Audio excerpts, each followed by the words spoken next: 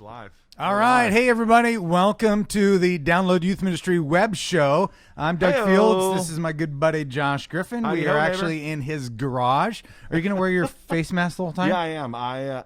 Well, if you've got it, I've got it. We're best friends. So at this point, it is what it is.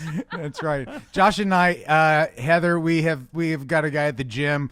Early on in the pandemic, I asked if I could use his bar to test a weight, and he said, I said, I'll wipe it off afterwards. He goes, no, it's no big deal. If I've got it, you've got it. And so it's become this thing that have repeated a million times. It is a bit. We are Best friends share viruses. We are in a garage in Southern California, in Josh's garage specifically. Yeah, we are. I'm a little colder than he is because I've been chewing ice all day. But speaking of cold, we have brought in one of our dear friends, Heather Fleece from Wooddale, Minnesota. Well, I don't know if it's Wooddale, but that's the name of the church, right? Yes, exactly. And Heather, thank you for joining us on this incredible webinar. Oh, what a perfect freeze. She's frozen, and look at how good she looks. Frozen. She does look great. That is a great smile. Oh, screenshot that. Actually, it is screenshot for everybody. Well, now you're Heather's back. back. Heather, you were frozen for a little bit. The Great White North. And you guys are not. I have not moved. I'm sorry. My dogs clearly have, but I have not. That's all right. Heather, thank you for joining us in this. Just to those of you who are watching, thanks for tuning in. We're going to talk about burning out and longevity. And really what we're going to do is we're going to go super practical. We're not going to talk theory on this. We are going to actually talk as practitioners, exactly like here's some ideas that we do to keep from burning out. So exactly. We're having technical difficulties. I guess so. Yeah. Yeah. Well, she's back again. Let's blame it all on Heather. I think we blame it on Heather's dogs. Yeah. Her dogs are disrupting the stream. And I think we are set. Speaking of longevity, I will start and just give a little introduction for those that maybe don't know my story, but I worked in one church for 19 years, one church for 11 years. Over the last 10 years, I've been doing Download Youth Ministry, and then about a year and a half ago, went back into the church as a youth pastor here in Southern California. Actually, at the church I started at, that I went kind of full circle for 11 years. Cool. Yeah, and it's fun. It's super fun to be back. My junior high pastor is sitting to my left. His name is Josh Griffin, and Josh has a longevity story as well. I do. I have served in a church in Michigan for 8 years and served in another church 13, and I am in year 2 of my latest church. So I got a few years in. That's right. In the local church ministry. I turned into a junior high pastor. So my life just got so easy. Just too easy now. High school ministry was so difficult. Now it's like, oh, this is cake. Why wasn't I doing this the whole time? Yeah. Well, my thought is you have finally arrived. There you go. Josh. There you go. That's right. Now, speaking of longevity, Heather, how long have you been at your church? I will celebrate 25 years in December. Wow, 25 years. And I was at a church. I've only been at 2 churches. So I was at one church for 4 years while I was in college. Yeah.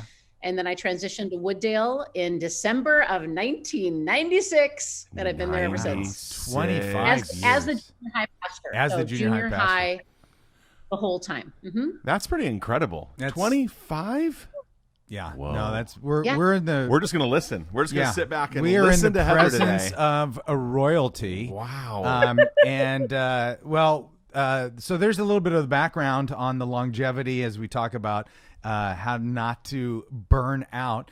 Heather, last week, Josh and I and Jessica Sanchez, who's on our DYM team and is just so wonderful. We kind of did our first podcast after a year, and basically we all confessed that this has been the hardest year of our life in ministry. And I mentioned an article that Tom Rainier had posted about some crazy statistic, like if 70% of pastors said they would leave their church if they were given another opportunity somewhere else in the midst of super high.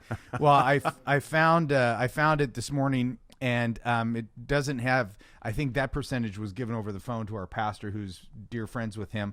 But he said these were his 6 talking points. Is pastors are weary from the pandemic just like everybody else. Number 2, pastors are greatly discouraged about fighting taking place among church members about the post-quarantine church. Like, you're opening too late, you're opening too early, all that stuff. Yeah, nobody 3, can win there. pastors are discouraged about losing members and attendance.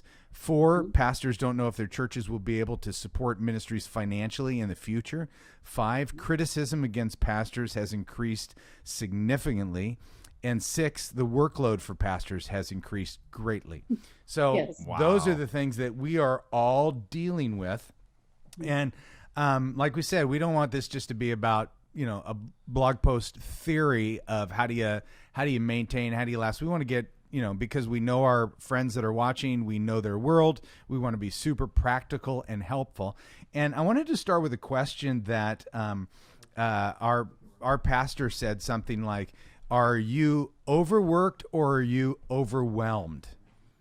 And it's interesting because there's a difference between being overworked and overwhelmed. So if you're, watching this, you can think to yourself, if you're overworked, you can adjust that more easily. But if you're overwhelmed, adjusting your workload won't make much difference at all. Because, and overwhelmed, I would say, is the compounding chaos of everything around you. Yeah. Does that make sense to you, Heather? Are you overworked or overwhelmed? It does, Yeah. for sure. And I think how you approach each of those is so different as well. Yep, absolutely. And Josh wasn't paying attention, so pretty much this is between you and I. Not true. Okay. I was thinking I am overworked. I thought COVID would be the relief, like everybody was saying. Oh, it's going to be so easy, and you're less meetings and blah blah blah.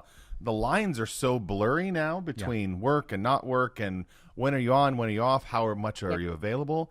I agree. I think we've worked more in this season than ever before. I'm in. Well, rhythms create a sense of comfort to us. I mean, even if it's a busy rhythm, we kind of know like what's happening the next day, and here's when I prep, and this is Wednesday night, and Sunday's coming around. This many nights out. This is my family block. Whatever. But yeah. COVID disrupted all those rhythms, and so it's been I confess it was the hardest work year definitely of my life. So, but we are talking about how to keep from burning out. Speaking of overworked, Heather, Josh, I said, look, I'll carry the webinar because Josh we are relaunching Download Youth Ministry University into Youth Ministry University, YM University. Yeah. And Josh has been doing all the heavy lifting on the rebranding, fresh look, working with artists. Yeah, video it looks people. good too. Looks great. YMUniversity.com if you want to check it out. It's a soft launch. But It's not quite ready to be talked about, but I guess we're bringing it up right now. No, but I'm just covering your back to say I said don't worry about the webinar. Just bring your pretty face. Well, that's what I do best. And- Although can we also note that we're sharing a pair of AirPods right now? As Look we at that. should. Look at that. I actually like We to each have sit one. on that side normally. I agree. Because of my receding hairline. Do you want to switch? Look at that. Oh, Look at how my. far back that goes. Oh my! That's like a cul-de-sac. Turn the other way. Let's see it. Oh yeah, No, we it's should okay. we should switch. I know.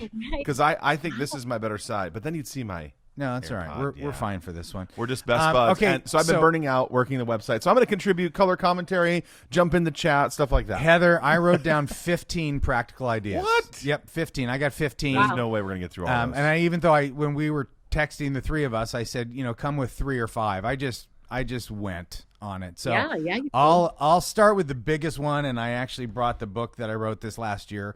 It is this. Here it is. Here's the number one way I think you keep from burning out is you have to practice saying no.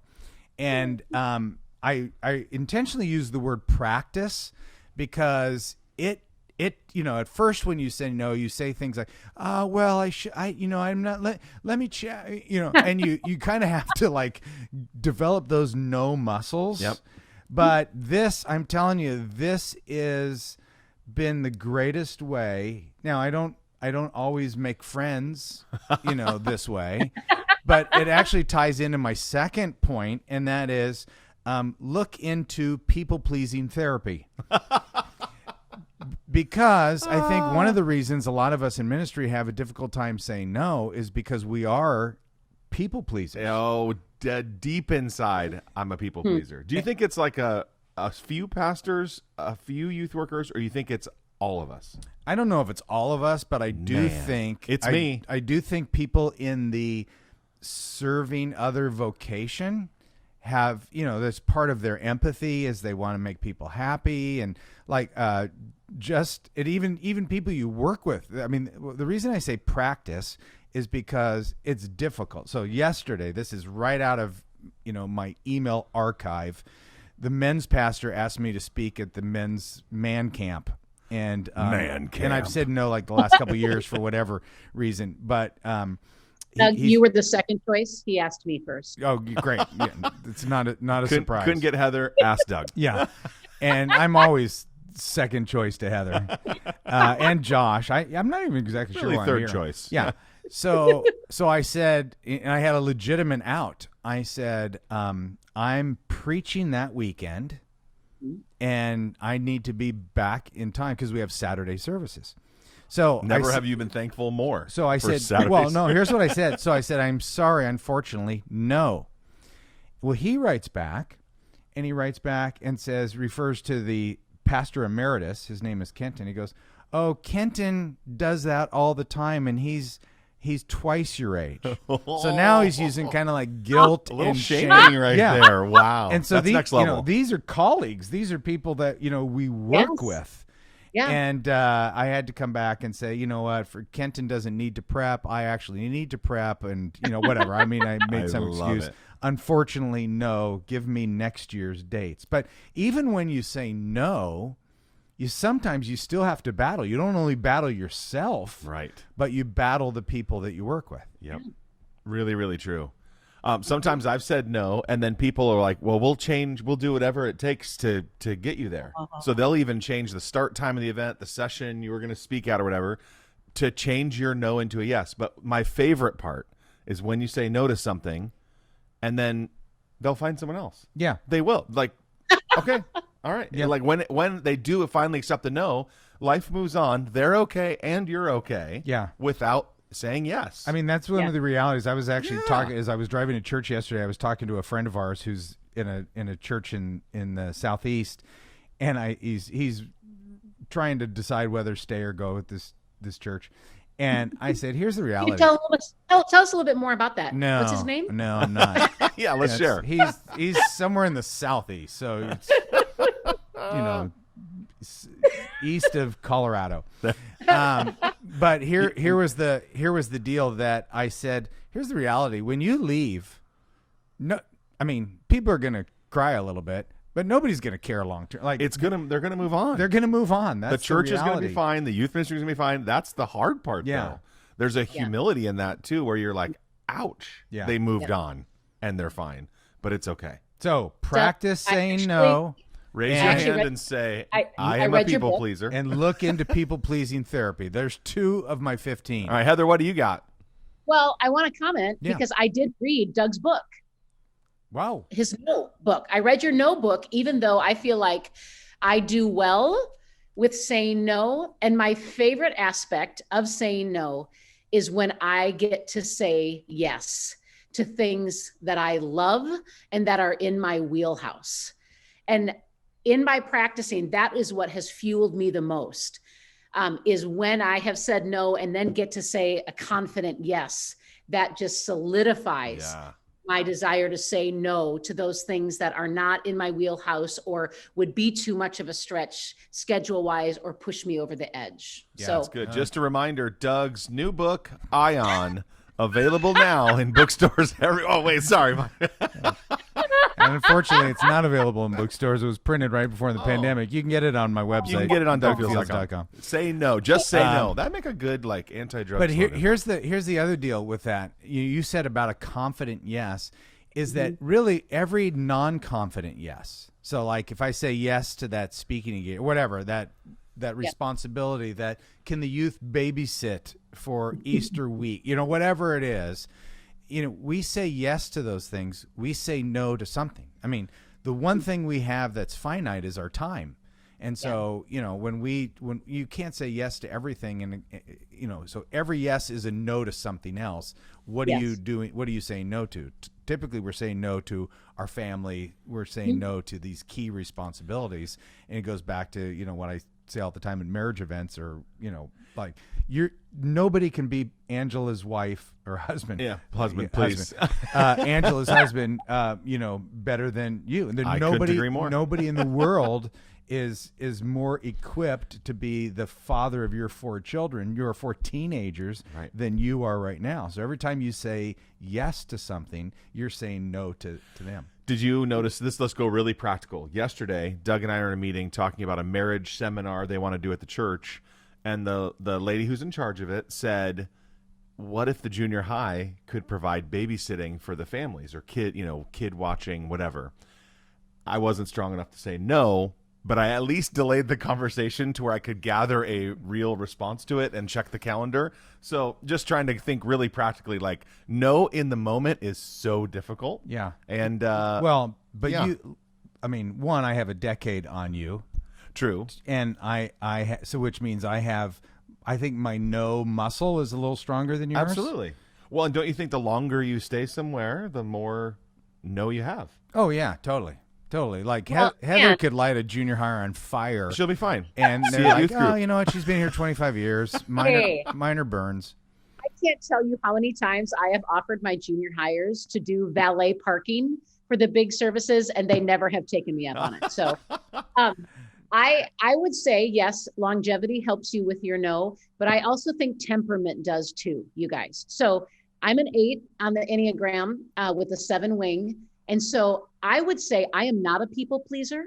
I like people to like me, but I'm not a people pleaser. Yeah, that's good. So I can say no, and you can be upset with that, but I'm so secure in my no that it doesn't, that I'm sorry that you're upset, but it really doesn't bother me. What a gift. I don't understand that feeling, but I want that feeling. Yeah.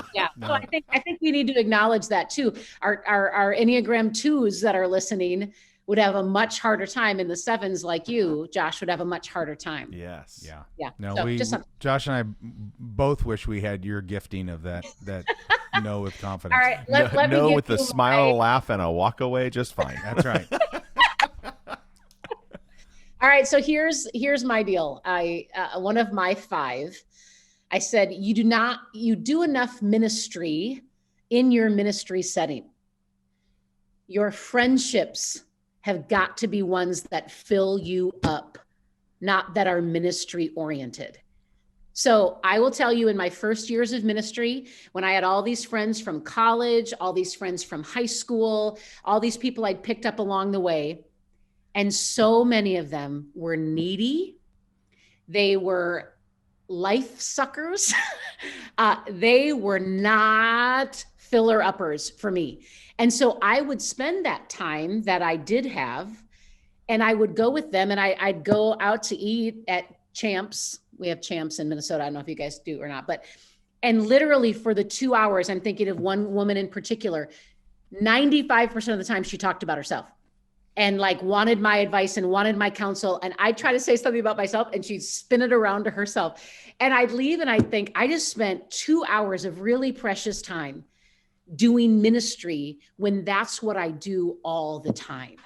And so I have funneled down there again. I don't really mind. I have funneled out those people in my life who are not givers. And it's a two-way thing. And my friends are givers to me. Yeah. And you've got to have that. That's great. Very, very good. Gordon MacDonald, in his book, Ordering Your Private World, he talks about the difference between draining people and refreshing people. Okay. And a lot of ministry really is draining people. And different Doug. I was pointing at a different Doug. And you want to be around people that are refreshing. You need to have those people. When you said it, I circled. It was one of my 15 is have friends outside of youth ministry. Yes. So this is a little different slant on that. But I know that when you are in the trenches of doing youth ministry, oftentimes your people you hang out with are your volunteers, and you are doing life with your leaders. And what you're doing is you're talking about youth ministry all the time. And so early on in my ministry, I had a friend, his name is Jeff, and he was a fireman. And he did not do youth ministry. He didn't care about youth ministry. He didn't care if the overnighter went sideways. He didn't care if kids are talking during my talk. He didn't care about the angry parent email that I got. I just asked him, like, accident stories, and he's a great storyteller. And it was just fun to go to our version of Champs is Chick-fil-A, where the Lord lives. And go to Chick-fil-A and not think about youth ministry, not talk about youth ministry, but still be loved by a friend. So, and I think that just, if you're always thinking youth ministry, when we go out to dinner with some, our friend Matt McGill, and he was in my youth group when he was in 9th grade, and then Kathy discipled his wife Misha when she was in 9th grade. So we've known them forever. Yeah. And Kathy would say, "Okay, boys, you have 10 minutes to talk youth ministry." I've actually heard that at times too. She's good at that. Yeah, and she'll shut it down. She's like, "I didn't come here to be a part of your volunteer staff meeting." So, that's really important. I love it. Hey, we got a good question in the chat. It goes back one conversation, but I think it's worth talking about. It said, "How do you say no without getting fired?" Yeah, I thought that was a good take as well. Yeah, well, everybody always, obviously there are things, so if my senior pastor says, "Hey, I need you to show up at this event," I don't lead with no. Yeah, no, sorry. Can't make it. Can't make it. But so you to me it's everything is a negotiation, and I would say, like, I'd be happy to show up at that event, but the original agreement that we had when I came on staff was I'd be out 2 nights a week. So I'm happy to be there on Thursday night if you're okay with me having somebody else run Wednesday night this month. Yeah. So I want to be able to say yes to my pastor, but there are times like, I was at Saddleback for 19 years, and I know that there are times where I wasn't invited into conversations, even at the executive level, which I sat, because I oftentimes was known as the family guy. Like, "Oh, Doug, we know he won't do it."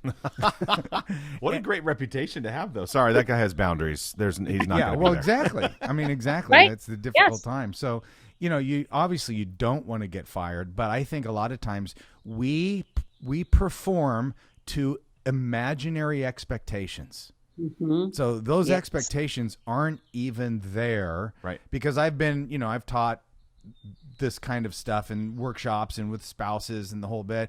And I will even say, like, "Okay, who said that your spouse has to be there?" Like, "Well, nobody said it, but my pastor's, his wife shows up, so we just assume." Yeah. And I think a lot of us live under these imaginary assumptions and expectations that aren't there. So, let me use this as a segue into one of my other points is ask for a semi-annual review. So, the first 30 years I worked in a church, I never had a formal review. Like, it just didn't. It wasn't part of the culture for whatever reason. I never had a formal review. So I had to realize that if I want to address issues, I've got to be able to bring them in a review setting. So Heather, what I would do is I would ask for a review, even though it wasn't part of our culture. And I kept a Google Doc of these things I want to talk about at my reviews. And one of them might be like, I kind of sense that there's this expectation or whatever it might be. Right. Okay, time out. Yep. I'm sorry. What year was it? And you had a Google Doc? Let's be real. Well, no, okay. Let's. We're combining two things. I use a Google Doc today. Okay, how about that? Because the reality is, I don't want to be going into at our church. Our executive pastor is her name is Beth, and she's one of the most amazing leaders I've ever worked with. Oh. And she's super fair, but I don't want to go into her office every week or every other week and complain about like, "Oh, I'm just, I feel like, we're being involved in the Easter egg hunt, and that should be children's ministry and not youth, whatever." Like, oh, we're getting real right here. Yeah, so I'll put those thoughts that I want to talk about in this doc, and I'll address issues that I want to make sure that they are or they aren't imaginary or not. Right. So a lot of that is, if you are overworked or overwhelmed, you need to know what are the issues I need to talk to my supervisor about. And instead of whining and bothering them weekly, ask for or or a Totally. quarterly review if you need to, 4 times a year, and get it out there. But that's one of my 15. Okay, Heather, what do you got? Sweet. I've got one pretty common one, and then I've got a controversial one. All right. I'll tease you with that. I kind of think please, whatever's yes. in your hair feels controversial to me. Yeah, I thought it was dyed. I thought it was hair dye at first. Given to me by one of my 7th grade girls. She shares my love for festive headbands. Oh, headbands. So Okay. Meryl, I will say this. Junior hires love it when you have a thing. Like her thing is headbands, sure do. right? My thing is Star Wars. My kids, Yes. they bring me gifts and trinkets and fun drawings. Like having a thing, that's good. That's really good, It Heather. is. I love it. Sorry, I don't know if that'll help you with longevity, but it is really important. Well, to my have a thing is age spots. my liver has turned on me. and receding hairlines. You've got 2. Oh Doug. my! Totally. Yeah. Okay. Wow, hurt people. There's another webinar we're gonna do. So at Wooddale, we technically get a day and a half off a week. So I'm salaried for 44 hours a week. And way back in the day, what would happen is I would come to my week on like a Sunday night or a Monday morning, and I'd be like, okay, well, when am I going to take my day and a half off this week? And I would turn on my Palm Pilot with my stylus, and I would look. And of course, I had certainly no day without any commitments, let alone, maybe a half day, but I would end up not being able to get it. So probably 21 years ago, it was before I got married, I decided I must have, and I realized you could do a repeat on your Palm Pilot. I am going to choose a day off, and I am going to block that, and I am going to have that, and I am going to value it, and I'm going to protect it like crazy. And so I remember September 1, I put Thursdays are my day off. We'll come back to that. And I put it on repeat, and I began to protect it. And I will tell you that one of the reasons why I am in year 29 of youth ministry is because I have a day off that I protect, and I use it for what gives me life and what I value. And everybody knows that. So going back to your comment, Doug, about how they knew you were a family guy, people know Thursdays are my day off. So they don't even ask. Somebody will say, oh, nope, Thursdays are Heather's day off. So don't even ask her if she can be a part of that, because she won't do it because that's her day off. And so I'm just blown away at youth ministers who don't have that space that they can look forward to. So I work so hard Friday through Wednesday, right? But Wednesday night, when I drive home and I know that I get to do whatever I chose to do on Thursday, it's life-giving to me. That's great. That's awesome. So today technically is your day off. It is. So thank you for giving us a few minutes. But we were texting before the web show, and you're out with friends and playing tennis, and you're relaxing and enjoying yourself. Yeah. Good for you. Yeah, You're and living it. And honestly, we put this time That's around right. you. Like we wanted you. We knew that Thursday she plays tennis with a bunch of ladies that don't have calves like you do. No, they don't. They don't. No. Or forearms. Yeah. Nope. And so we adjusted around that, and you were gracious enough. Like this isn't work for you. No, this is life-giving. Yeah. It's what I choose. Yeah. And that's the difference. I'm going on a walk with the girlfriend. I'm taking a nap. I'll take the dogs to the dog park. Like I choose things that are life-giving to me. Yeah, that's good. Hey, Josh, what is number 6 on my list? Number 6, keep your day off. Hey, There you good go. one. But I think what you did with that is you also upped it by saying include things that are refreshing and life-giving to you. So it's not just it's not a day off where you're not in the office, but you're still checking emails and, all that kind of stuff. You are doing things that are refreshing and life-giving, and you have to protect that. And let me use this to spin into another one, because it relates to Thursday and the Palm Pilot and the schedule and the repeat and the whole bit, is that if you don't control your time, other people will.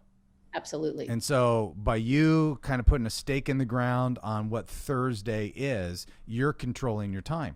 And if you don't control your time, there are a lot of people in your church that have ideas for you.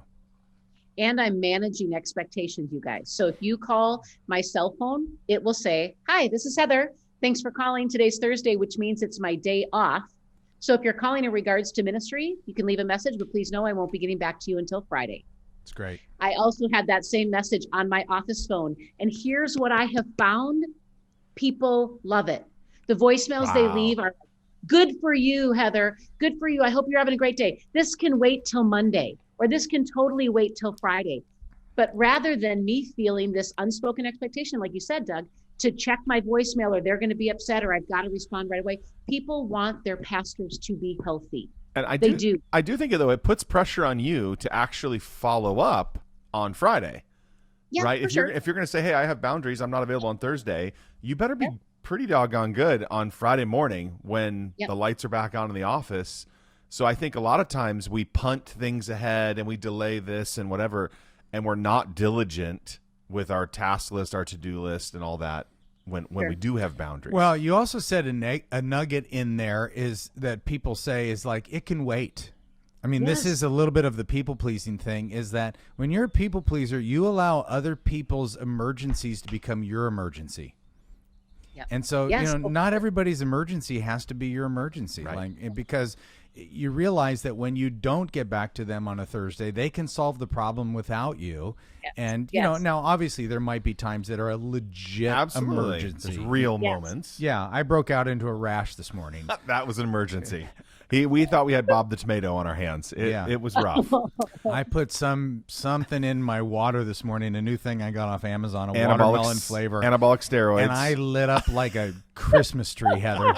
Kathy's like, if you don't go to the doctor, you're insane. But he said, no, I have a webinar with Heather and Josh. I'm not going to miss it. That's right. I'm just going to drink a bunch of water and flush it out, whatever it is. So it wasn't an emergency. It was just a minor hiccup. Yeah. All right. What else you got? Well, what I hear parents say when I call the next day is they say, I'm sorry, I was kind of freaking out yesterday, but now they've calmed down. And usually, guys, it's not an emergency. Usually it's just something they need for the retreat this weekend or whatever. Yeah. So, okay, I'm going to read, you guys know, I'm a big fan of knowing who you are, right?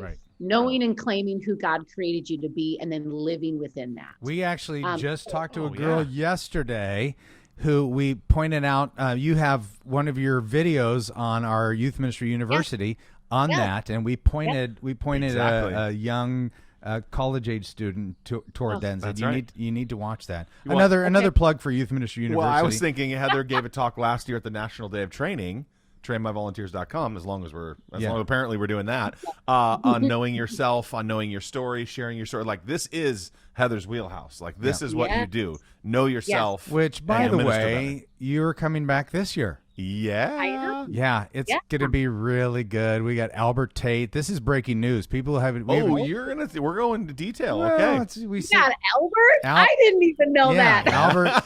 Albert's going to be a part of it. You follow Albert, actually. Just kidding. Great. Nobody wants to follow Albert. We're going to play a game after that because he's going to murder it. If you don't, we haven't even launched the website officially, and we have 125 hosts. Already, we're going to open registration soon. Yeah, and this is so. Are you going to say more than Albert and Heather? What else are you going to say? Anything else? No. We got Doug and Josh. That's obvious.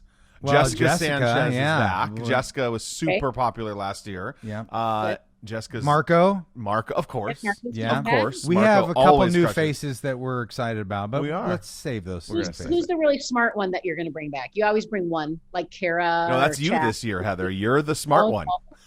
I know myself. I love it. Okay, so here's how it's related to that. I wrote down, don't break under pressure to advance. Know yourself and where you're best.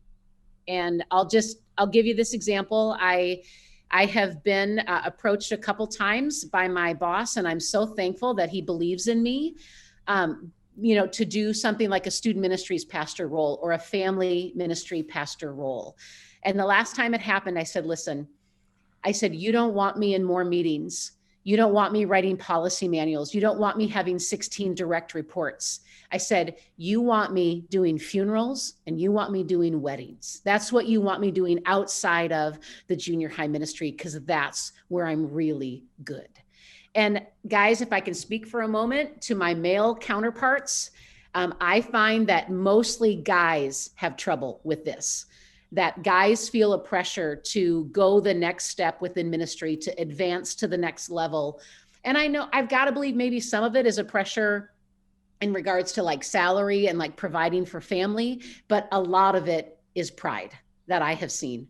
And they end up moving into roles where they're not in their wheelhouse because it was an advancement role, whether that's a campus pastor or church planting or a student ministries pastor role. And if they would have stayed where they were, they would have been better for it. So I'm thankful to be at a place that has allowed me to do that. But I also know where I'm good, and I'm willing to advocate for myself with that. Yeah. That's why I have been as long as I have been in this role, but then taking on other things that are also in my wheelhouse, like weddings and funerals. It's so good. It's like you said, do you want a promotion? And you're like, no, I don't. And maybe it's not a promotion. Right. Yeah. But oftentimes, so yes, I hear you. It's super clear. I'm kind of in that same vein. I've been asked, I was told I'm going to be the next senior pastor at this church or whatever. Like, been invited because I preach a lot, invited to be senior pastor.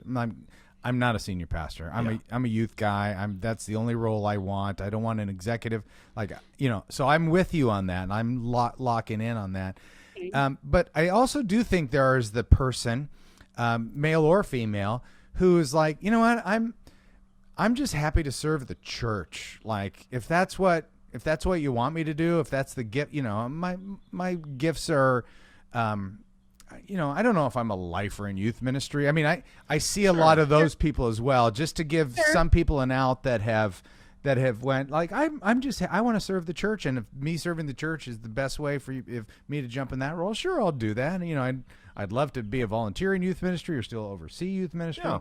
But I do hear your point, because I've had to live it. I've had to turn down like, no, that's not me. Yeah. But know yourself is the key, whichever one you are. Yeah. Stick to your guns. And if you're more adaptable and you've got gifting that goes back and forth, and that's life-giving to you, then that's great. Yeah.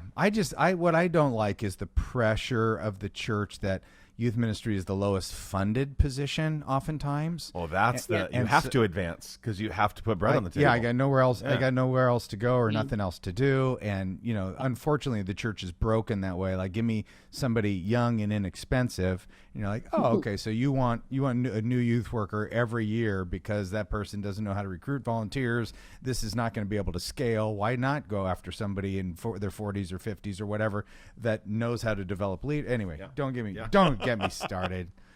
Me and Beth Moore, we are on fire. Break away from. Anyway, that's. I don't even know why I said that. I like that, and you do know who you are, and that's why you've lasted 25 years. Exactly. Fabulous. Yeah. I love that. I love it. What's another one for you, Doug? Don't break under pressure. Well, I'll combine a couple. One is to block out your vacation. So similar vein of your day off is, early on, I was talking to this guy. His name is Dave Adelson. He was a Jewish carpenter, and he said, "When are you guys going on vacation?" And I said, "Oh, it's just there's I can't. We've got camp going on here, and then summer is so busy, and then we got it ready for the fall, and I'm not exactly sure. We're thinking about taking a couple. This is early on. I'm not even sure we had kids yet." And Dave said to me, he said, "You just need to learn this from another Jewish carpenter, is that there's never a good time to take a vacation. There's just never a good time to take a vacation." And he says, you got to put it on the calendar, you block it out, and you protect it. Because what I realized, one, he was right, because the youth ministry calendar is, you could have something filled every week there. Relentless, ruthless, all of them, yes. But what it has done for Kathy and my family is, we can go through some dark seasons busy seasons, if we know, like, okay, right now, we haven't had, Kathy and I, we drove to Northern California last weekend to go to surprise her best friend. Northern California is about 400 miles away. Yeah. First time in a hotel since the Tampa Youth Specialties Convention. Wow. So it's been like a year and 4 months since we've done anything. And it was so refreshing and life-giving. But we put a week on the calendar at the end of April, and it's on the calendar. Like, it's on the calendar. It's her and I. I'm not even sure we know what we're doing yet, but it's on the calendar. It's on the calendar. I love it. And it gives her something to look forward to. I think it's part of the longevity. Sometimes, our our pastor, who is now a pastor emeritus, he got older. He started to say, I don't want the church to pay me more. I just want more vacation time. And so he began to negotiate. Especially as budgets are tight right now with COVID, that might be a great negotiating tip for you too. Yeah. If you're listening, going, Yeah, man. but block it out, because those, just like similar to a day off, it is something that is life-giving. It's refreshing. Yeah. Here's the other thing. This might be good for youth workers. Is what we realized is that our vacations early on in our marriage weren't that good, because we just played the stereotypical roles that both Kathy grew up with and I grew up with, is that the husband plans the vacation. My dad always planned the vacation. Kathy's dad always planned the vacation. Yep. So Kathy just assumed that I was, in charge of the vacation. And they were crappy vacations. And You plan a great overnighter, but well, can't no, plan. here's what I realized is I'm planning a mission trip. I'm planning a spring break trip. I'm planning all this summer activity, all of this stuff. And so when it comes to planning for my own family, it was like I was giving them the emotional table scraps. So once we switched the roles, and Kathy's like, give me a budget and I'll double it. And, I'll be in charge. Which we're familiar with in youth ministry too. Exactly. That's the world we live in. Exactly. And so now she just just give me the time and the budget, and we're a go. And so we talk about, the budget, and then she plans everything. And that has been a game changer in our family. Well, and for us, I think put your vacation on the calendar first, and then do your youth ministry planning. I think that's an interesting strategy. Or if you're not ready for that, I would say plan your youth ministry calendar and then bring it home before you print it. So you have a big brainstorm, you get tons of ideas on the board, bring it home. I brought the calendar home printed one time, and my wife said, that is not going to work. And I was like, I didn't think. I was just, young and an idiot or whatever. And so now by Easter's our goal, which is coming up in a few weeks. We want to print the summer calendar by Easter. It's just better for family. And that's a lofty goal, by the way. That's our goal. But before it goes to print, or we hand it out, or here's the flyer or whatever, I promise you, my wife has seen it. We've signed off on it. And our family vacation is for sure on the books as well. That's good. Ken and I try to be strategic because we'll do one full week together just because he works in the school system and basketball coaching and all that. But we do it the week after summer camp. And that leads into Labor Day, right? I do it on purpose so that there's a breath. Because otherwise, if I take it 2 weeks before summer camp, phone is going crazy and I'm getting texts and I'm having to just check in quick with the camp and make sure that contract is signed. And so we do it when all of that is done, but there's a breath before all of the crazy falls. So literally, I do not check anything. My texts, I don't check my phone. I don't check anything, because that's a time where I can take a breath. That's great. And really good practical. for you that you can after a summer camp. I mean, this is one of the things people say, how does youth ministry get different the older you get? I feel like I'm a better youth worker in my late 50s than I was in my 20s. I can verify that. The difference when I was in my late 20s or my 20s, what were you? I don't know. 7? 8 maybe. But the thing that has changed is the energy level, Very true. post trip. So a week of summer camp, I think I deserve a week hazard pay and then a week vacation. And the church already thinks you're on vacation because you were at camp. So that makes sense. Oh, yes, you were at the beach and everything. Yeah, I would say sometimes after camp, I could do youth ministry the rest of my life, or I'm done. Either way, a vacation is a really good thing because you got to gear up for the fall and fall kickoff and small groups and everything that's ahead. And you also need to take a deep breath before the kids go back to school. And in our case, and life gets really crazy again. So but I love it. It is true a little bit though. Like you do a beach camp or something like that. There are people that were weren't you just on vacation? Which leads me, is it your turn, Heather, or is it mine? I think yours. Okay. I'm gonna for sake of time, Yeah. I'm gonna combine 3. Oh, wow. All right. I think they're different, but Okay. I'm going to talk about them all at the same time. Let's hear it. First is take time to track your time. Okay. Take time to track your time. Yep. second, which I think is a little bit similar but also different, is establish rhythms of your weekly calendar. So, for example, if you Wednesday night, Josh, you got home at 11 o'clock last night? Yeah. But you went in at noon. Yep. So you didn't go in at 8. Yes. Right. And so that is a weekly rhythm. Yes. And then a third point under this is don't be managed or guilted by a 9 to 5 receptionist. Yeah. So because literally they are checking out at 5 o'clock, and we're dealing at night with kids who are actually cutting themselves with razor blades, and your biggest issue is you were given a print job that kept you 15 minutes later, receptionist. We ran out of staplers. Yeah. Or so when you roll in at 11, in the morning, and they're like, they go, "Oh, where you been, Mr. Sleepy?" Whatever. Right. Yeah. Like you just can't play that game. You live a different life by that. And so why I say, going back to the first thing about tracking your time, taking the time to track your time, because I never want anybody to not know what I'm doing work-wise. So you look at my calendar, I have things in my calendar blocked out by the hour, so that if I ever had to, show where I was. Now, this came for me in the early 80s. The first pastor that I worked for was accused of some different things related to being with people where he shouldn't have been with people. And like when they did really kind of an audit of his calendar, they're like, "Well, you're saying you were at the office, but we don't see it." And I learned as somebody in my early 20s, like, oh wow, like, this is a good record keeper of what I do with my time. Yeah. And digitally, it's easier than ever. Absolutely. So even after the fact, if you met with a family or somebody, would have put it in your calendar so that you have that, protection, but also wisdom to say, this is where I'm spending my time. And where it keeps you from burning out. Like one of the most popular resources that we have at Download Youth Ministry, it's free. I forget what it's called. Time management? It's something like that? Roles and Goals. Roles and Goals. Is that Video, what it's called? but it's video, and it's training, and it will help you manage Basically, your time. what I do is I take a chapter out of Purpose Driven Youth Ministry, and I show how I schedule my week.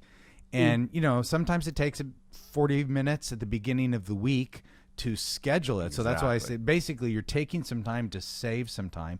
But and if you wanted to practice your no muscle, what you do is you block out times. Maybe you're doing something for like 2 hours. I'm going to prep on Thursday from 8 to 10. I'm making this up. But you're going to block out a 2-hour prep time. And somebody says, "Hey, can you, Heather, can you meet at 8:30 on Thursday?" You can say, unfortunately, I'm booked. I have an appointment.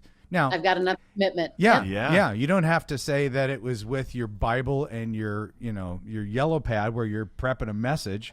Or a Vikings game. I literally block them out in my calendar. Amen. And I say I have another commitment. Yeah. That is how it should be, because that keeps you from burning out. For real. Exactly. Relaxing, yes. So keep track of your time. Look at your roles and your goals, and it's a free resource if you need help with it. A lot of people have their own systems, but it's the one I use, and we coach it a lot. It's basically establishing what are my roles as a leader. I'm a teacher, I'm a pastor, I'm relational, whatever it is. I'm an administrator, unfortunately, whatever. Define your roles and then put your goals under your roles, and then put, instead of just a to-do sheet, you're like actually saying, this is what I have to get done this week. Treat them as appointments. I like it. And you're actually going to manage your time. It makes it easier to say no, and you establish those rhythms.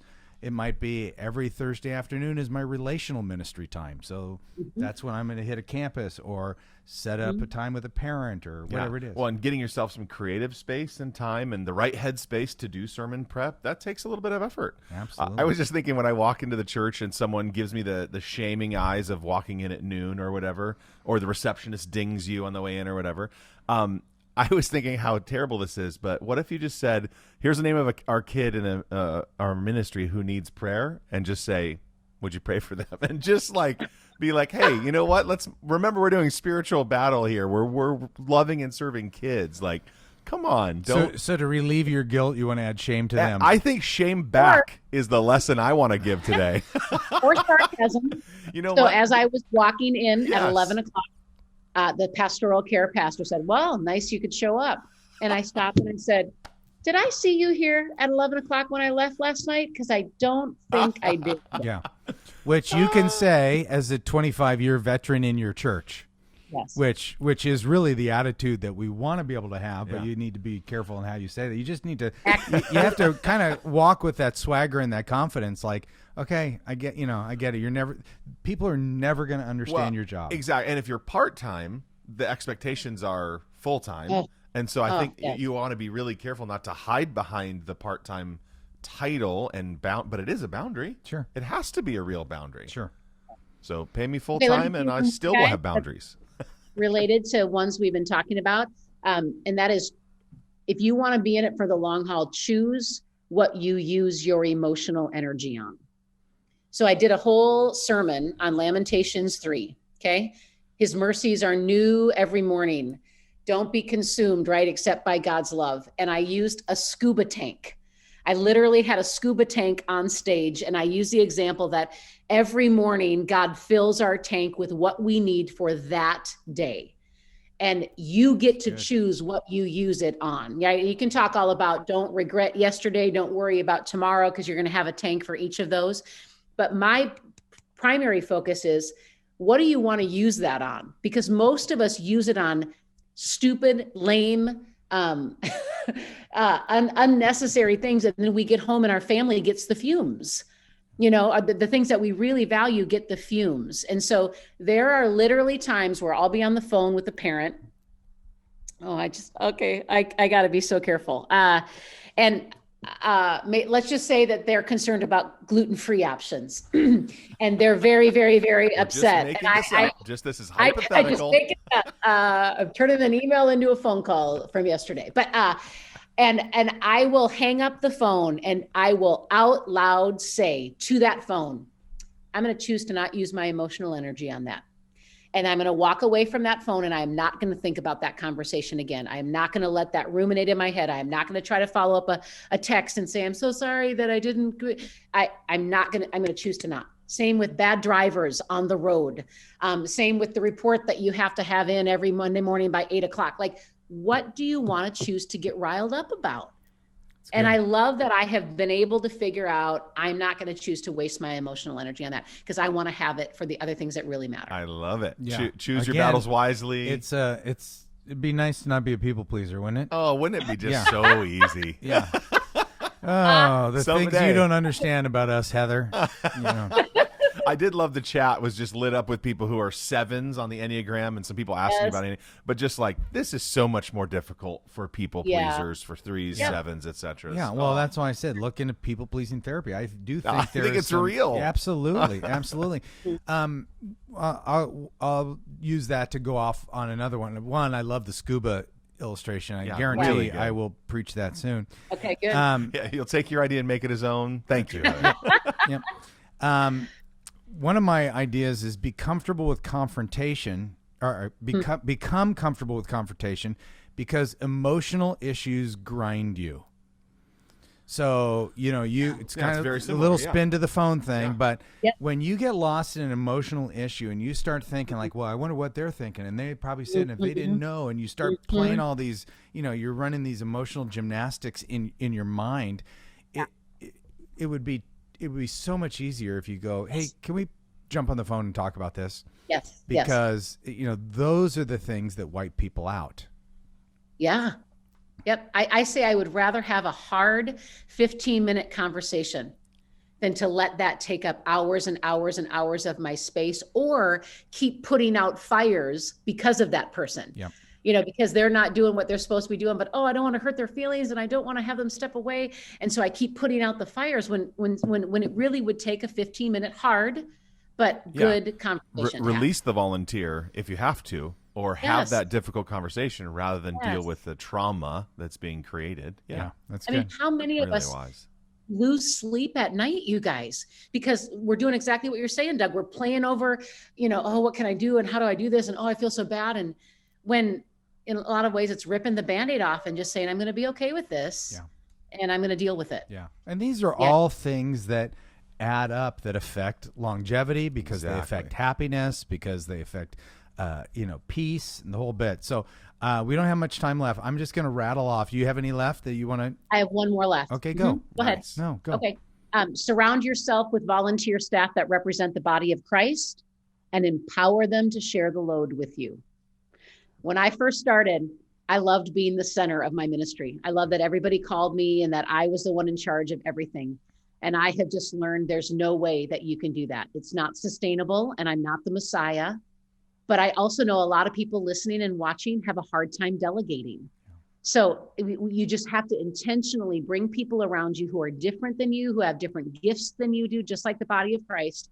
And then you need to empower them to share the load. And since I have been able to do that, it's such a gift. And it's so good for my kids to see different people and hear different people on the stage.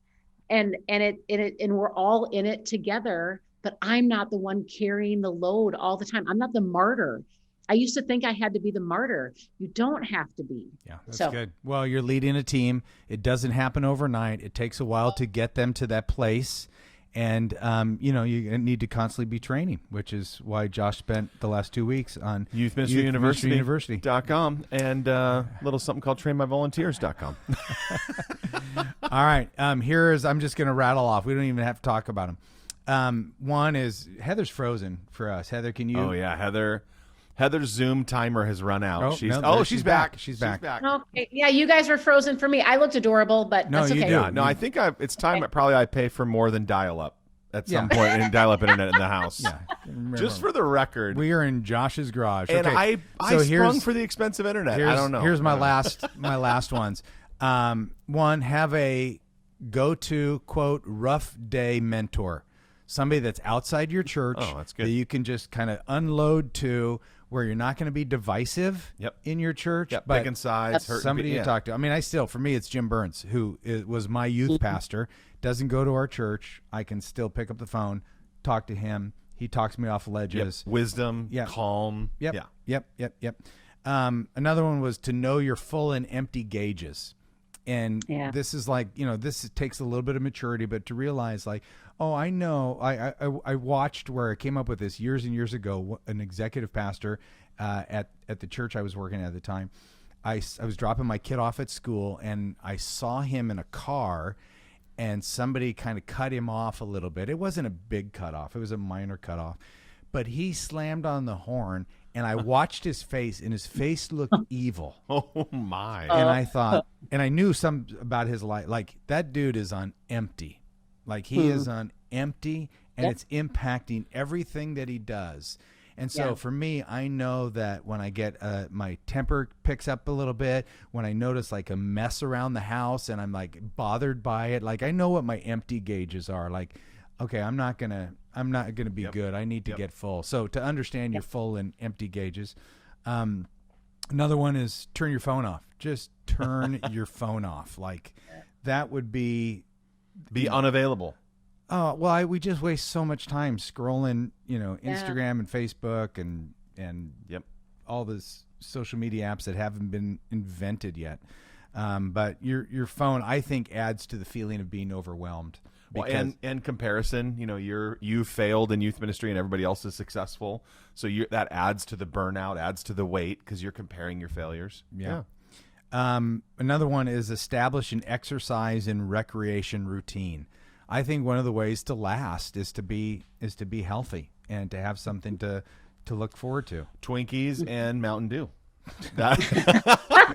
No, not I your look forward to them. Not your nutrition routine. Okay, my bad. Your exercise routine. No, there's nothing better than going to the gym and blowing off steam rather than blowing up on that person or destroying that parent or that secretary or whatever it was that you're like pissed at. Yeah. Josh and I work out at the same CrossFit gym, Heather, and probably 5 times a week. And we hold each other accountable to that. That's I know true. you play tennis.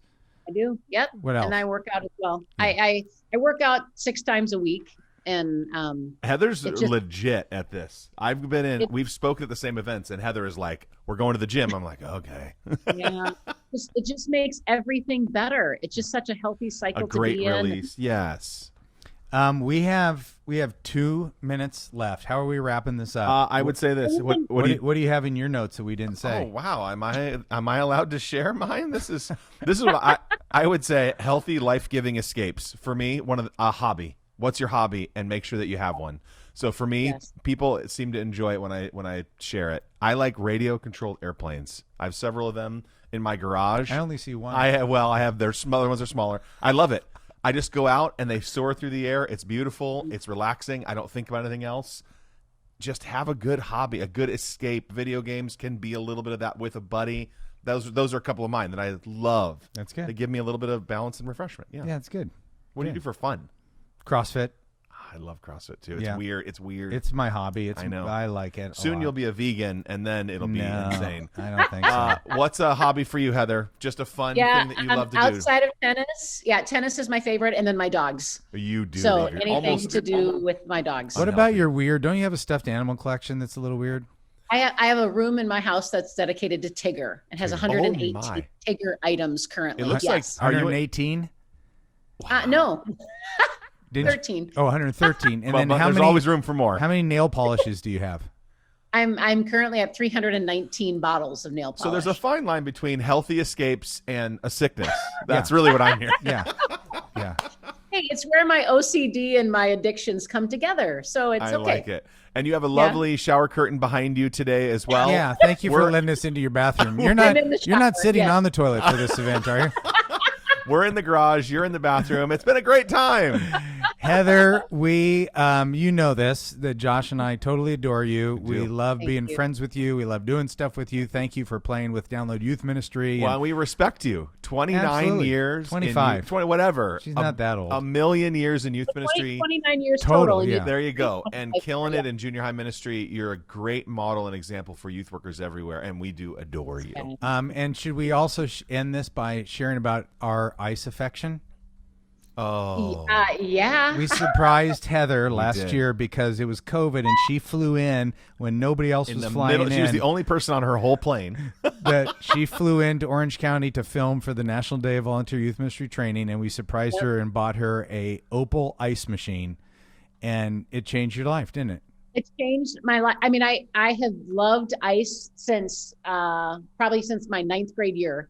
Hardee's in town is the one that had the first Ooh. moose cup is what it was called. So it was the plastic, you could take it and reuse it cup. And I would go to the places like Dairy Queen that had more of like a shaved ice, and eventually of course Sonic and other places, but I consider so myself an ice connoisseur, and I have never been able to find an ice maker that pleased me. And then you found it for me, and it makes It me was so just happy. a fun little surprise to thank Heather for traveling in a pandemic. And Yes. and you avoided COVID too, so that was a win. We're Yeah. thankful. Yes. Hey, and if you're still watching and you would like to be a host of the National Day of Volunteer Youth Ministry Training on September 18th or host it by yourself anytime afterwards, go to trainmyvolunteers.com, and we would love to have you be one of our several hundred hosts. And check out the new ymuniversity.com. And Heather, we adore you. We love you. Thanks for coming on today. Yeah, and if Thanks, we can guys. serve you in Happy- any way at Download Youth Ministry, we do. please let us know. Heather, you're great. Thanks for your time All right, we're going to go fly airplanes, have Chick-fil-A, and then work out as we chew Sounds like ice. a- as we do. Delightful.